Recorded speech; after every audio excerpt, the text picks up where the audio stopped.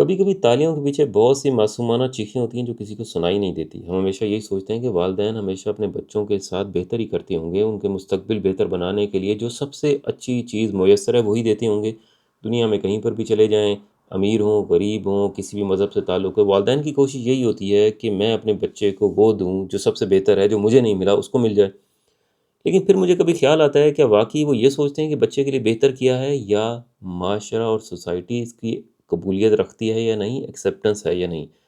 معاشرہ کہاں پر تالیاں بجائے گا اور مجھے داد دے گا؟ اس کے لیے آپ کو ایک کہانی سناتا ہوں۔ اٹلی کے اندر ایک لفظ استعمال ہوتا ہے، اسے کہتے ہیں کاستراتی۔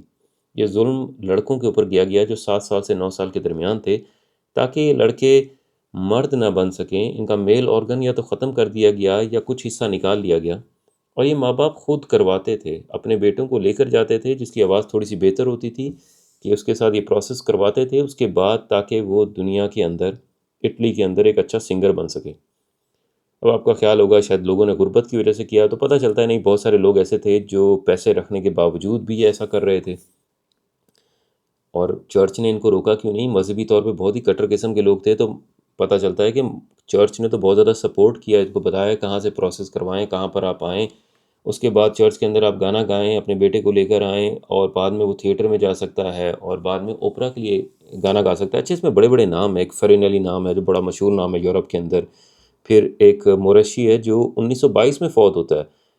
اور 1905-6 میں آ کر واتیکان نے چرچ پر اس پہ بین لگایا، یعنی اس سے پہلے تک معاشرے نے، سوسائٹی نے، لوگوں نے، کسی نے نہیں کہا کہ غلط ہو رہا ہے۔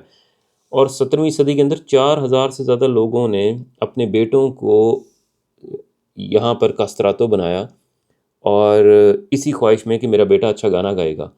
اور بیٹا اپنی ساری زندگی اسی کوشش میں لگا رہا کہ کس طرح میں اپنے باپ کا نام روشن کر سکوں، اور اسے لگتا تھا کہ اس کے اندر کوئی خرابی ہے، اس میں کوئی خامی ہے، جس کی وجہ سے وہ اپنے ماں باپ کا نام روشن نہیں کر پا رہا۔ صرف 3-4 لوگوں نے اپنا نام بنایا، اور باقی 4-4 5-5 ہزار لوگ اپنے بچوں کو صرف معاشرے کے لیے، سوسائٹی کے ایکسیپٹنس کے لیے، داد لینے کے لیے، تالیاں لینے کے لیے برباد کرتے رہے۔ اچھا، یہ آج بھی ہماری زندگی میں اسی طرح ہے کہ بہت سارے خواب ہم آپ کے اپنے ہوتے ہیں۔ آپ ڈاکٹر نہیں بن سکے، آپ انجینئر نہیں بن سکے، آپ پائلٹ نہیں بن سکے، آپ نے سوچ لیا کہ اب آپ کے بچے بنیں گے۔ یہ اب آپ کے لیے ضروری ہی نہیں ہے کہ بچے کا شوق ہے یا نہیں ہے، آپ نے سوچ لیا ہے، معاشرہ اس پہ تالیاں بجاتا ہے، اب آپ کی پوری کوشش یہ ہے کہ اس کو مجبور کریں گے کہ وہ اسکول جائے، وہ پڑھے، اور وہ یہ بنے، چاہے اس کا مستقبل میں اس کی ضرورت ہو یا نہ ہو سکتا ہے کہ بعد میں وہ یہ کام بھی نہ کرے، لیکن